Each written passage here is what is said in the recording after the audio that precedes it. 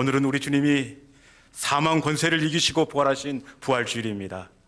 우리 주님의 부활의 능력과 부활의 은혜가 우리 가운데 임하기를 주님의 이름으로 축원합니다. 다시 사신 주님의 은혜가 우리의 삶 가운데 이루어지는 복된 주일이 될 수 있기를 주님의 이름으로 축원합니다. 지난주에 우리는 이 종려나무 가지를 흔들면서 예수님을 찬양했던 군중들의 환호소리를 함께 나누었습니다. 그런데 이 찬송소리가 오래가지 못해요.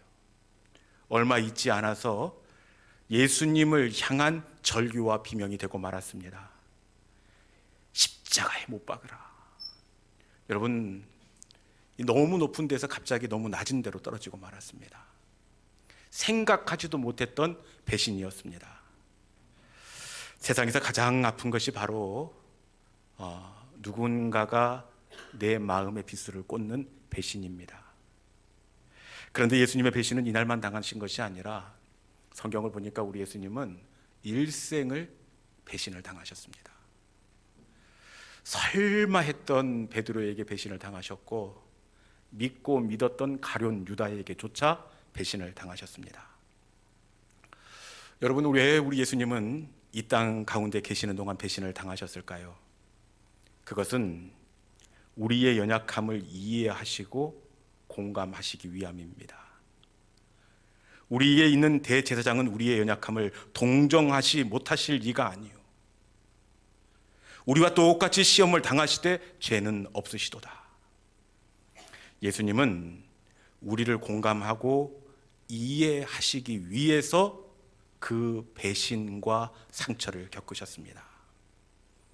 예수님은 이 땅에 계시는 동안 우리가 겪었던 그 아픔과 슬픔을 당하셨기에 표면적으로 내가 너를 이해한다가 아니라 예수님께서 겪어보신 그 상처로 우리의 상처를 공감해 주시는 주님이십니다. 우리 예수님은 비교적 이른 나이에 아빠를 천국에 떠나 보내보셨어요. 여러분, 그 어린 소년 예수님은 사랑하는 아빠를 천국에 떠나 보낸 그 상처를 알고 있어요. 그렇기에 사랑하는 가족을 떠나보낸 우리의 이별의 아픔이 얼마나 크신지 알고 계십니다.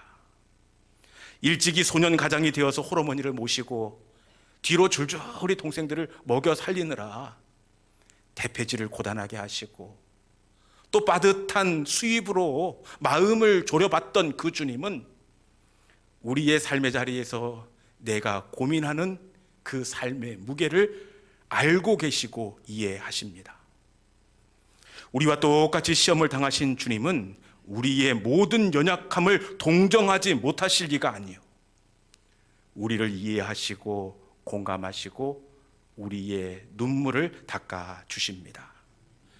여러분, 누군가가 그 아픔을 경험하고 나를 위로하는 것과 멀찍이서 번지르한 그 말로 위로하는 것은 마음에 다가오는 위로의 크기가 다릅니다.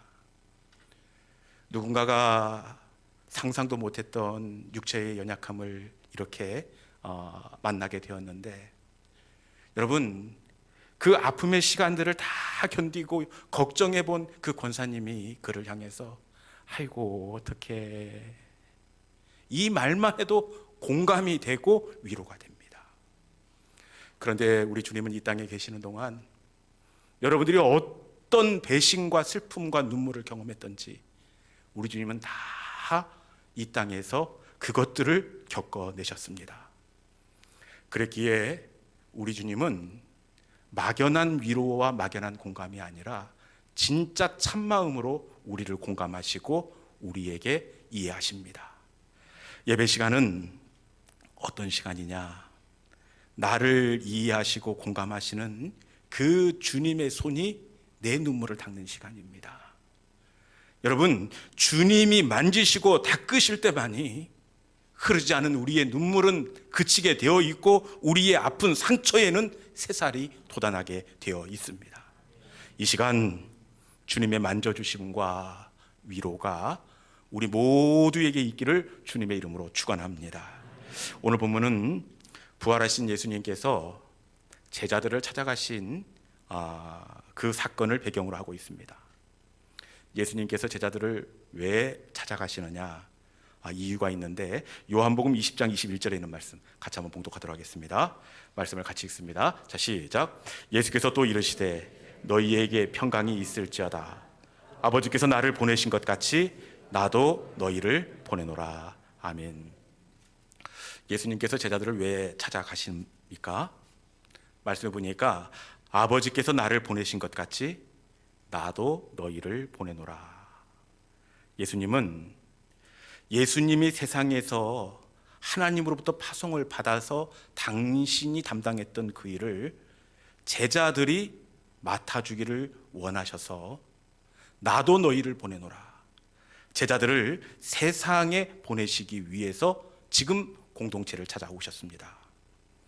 그런데 다른 사람은 몰라도 이 제자들에게 다시 예수님이 하셨던 그 사역을 맡기는 것은 아니어도 아닌 것 같습니다.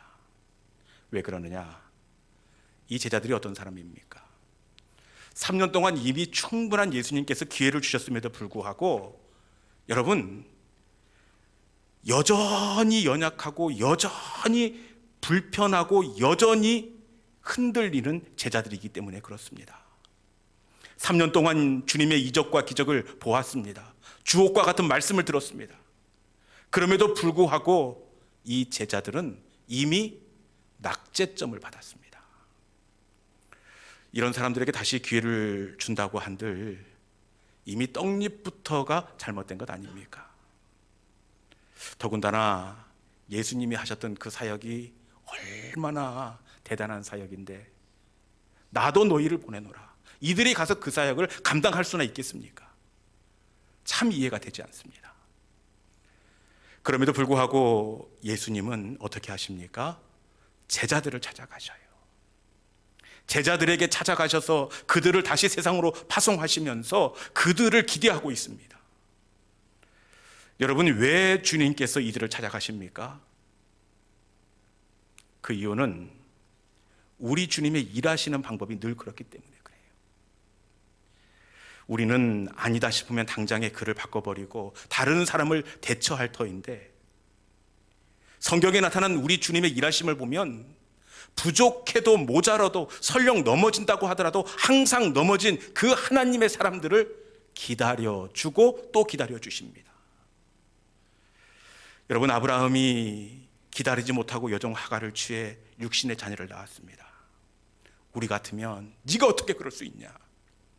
그러면서 그 믿음의 중심을 다른 사람에게 옮겨갈 터인데 역시 넘어지고 흔들리지만 아브라함을 기다려주십니다. 혈기로 사람을 죽인 모세입니다. 그럼에도 불구하고 하나님은 역시 모세에게 소망을 두십니다. 사울의 추격에 믿음이 없어 마음이 흔들리고 남의 아내를 빼앗은 치명적인 실수를 저지른 다윗입니다.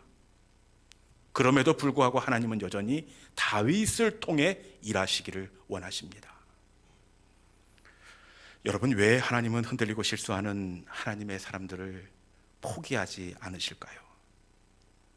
우리 같으면 그래 됐다 하고 다른 사람을 교체할 터인데 왜 하나님은 항상 넘어지고 흔들리고 연약하지만 그들을 기다려주시고 그들에게 여전히 소망을 가지고 계시는 걸까요? 그 이유는 하나님이 바로 우리의 아버지가 되시기 때문에 그렇습니다. 여러분, 아버지는 자녀가 넘어졌다고 하더라도 기다려줍니다.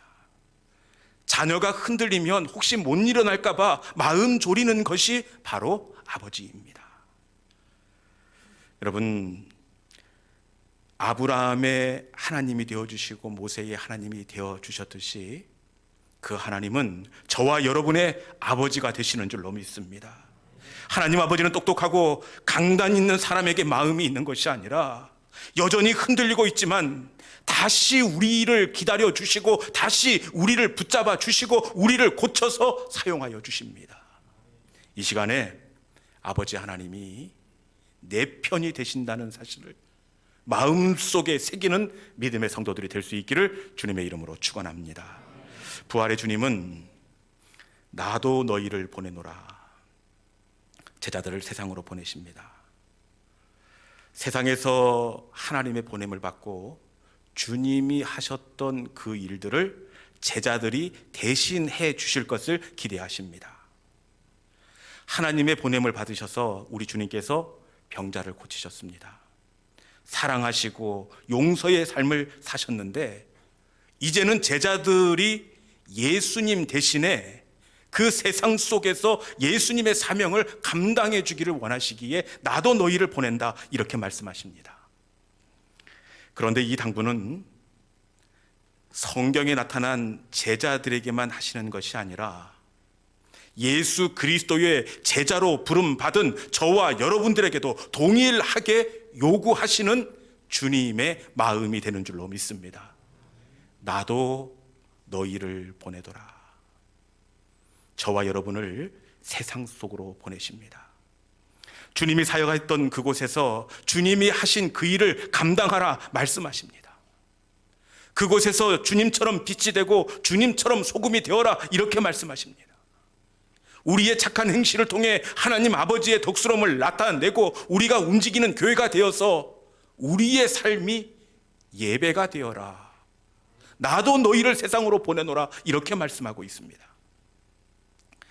그런데 문제는 당시의 제자들도 그렇고 오늘 이 말씀을 듣는 우리들도 세상 속에서 예수 그리스도의 그 사역을 감당한다는 게 결코 쉽지가 않습니다. 여러분, 우리가 어떤 사람인 줄 스스로 잘 아는데 어떻게 주님이 하셨던 그 일들을 우리가 감당할 수가 있겠습니까? 여러분들은 자신이 있습니까? 아무리 생각해도 주님이 저와 여러분을 잘못 봐도 한참 잘못 본 것 같아요. 맡기실 사람한테 맡겨야죠. 여러분, 그럼에도 불구하고 분명한 것은 제자들을 보내셨듯이 나도 너를 보내노라, 이렇게 말씀하십니다. 어떻게 우리는 세상 속에서 주님이 감당하셨던 그 일들을 감당할 수가 있을까요? 우리 본문 22절에 있는 말씀 같이 한번 보도록 하겠습니다. 본문 22절입니다. 자, 시작. 이 말씀을 하시고 그들을 향하사 숨을 내쉬며 이르시되 성령을 받으라. 아멘. 다시 한번 읽어보겠습니다. 자, 시작. 이 말씀을 하시고 그들을 향하사 숨을 내쉬며 이르시되 성령을 받으라. 아멘. 이 말씀을 하시고, 그러니까 이전에 어떤 말씀을 했습니까? 나도 너희를 보내노라. 이 말씀을 하시고 그리고 나서 숨을 내쉬며 성령을 받으라. 여러분, 성령을 통해서 우리는 예수 그리스도가 세상 속에서 행하셨던 그 일들을 감당하게 될 줄로 믿습니다. 왜냐? 성령은 예수 그리스도의 영입니다. 그가 어떤 사람이든지 그리스도 성령이 붙드는 사람은 예수 그리스도가 하신 그 일들을 행할 것이며 그보다 더 큰 일을 행하게 될 것이다, 우리 주님께서 말씀해 주셨습니다. 우리는 부족하고 연약하지만 주의 성령이 우리를 사로잡을 때 우리는 연약하지만 우리 안에 역사하시는 성령 때문에 우리가 세상 속에서 그리스도 예수의 제자된 삶을 살아내게 될 줄로 믿습니다. 여러분, 이 부활절 오전에 우리 주님께서는 우리를 세상으로 보내십니다. 나도 너희를 보내노라. 하나님이 예수 그리스도를 보내셨듯이 이제는 예수 그리스도께서 나도 너희를 보내노라. 우리를 세상 속에서 보내셔서 예수님이 하셨던 그 사역들을 제발 감당해 주어라, 이렇게 당부하십니다. 그 일들을 우리가 어떻게 감당할 수 있습니까? 그것은 예수님의 영, 성령이 우리 가운데 임할 때에 우리는 예수 그리스도의 제자된 삶을, 그 사명을 감당하게 될 줄로 믿습니다. 이 시간 성령께서 우리를 덮어주심으로 말미암아 세상 속에서 예수님이 감당했던 그 사명을 아름답게 감당할 수 있기를 주님의 이름으로 축원합니다. 이 시간에 우리 함께 찬양으로 나아가기를 원합니다. 주님, 성령님의 권능이 나의 능력이 되기를 원합니다. 이 세상을 살아가는 동안에 예수께서 감당하셨던 그 사명을 저도 감당하기를 원합니다. 성령님, 이 시간 이 찬송을 부를 때에 숨결이 되어서 우리 속에 들어와 주시옵소서. 성령의 능력으로 우리를 다시 한번 충만케 하여 주시옵소서. 그리하여 세상 속에서 주님이 사셨던 하나님 나라의 그 사명을 우리도 감당케 하여 주옵소서. 이 시간 주신 말씀을 붙잡고 원하고 바라고 기도합니다. 함께 찬양하도록 하겠습니다.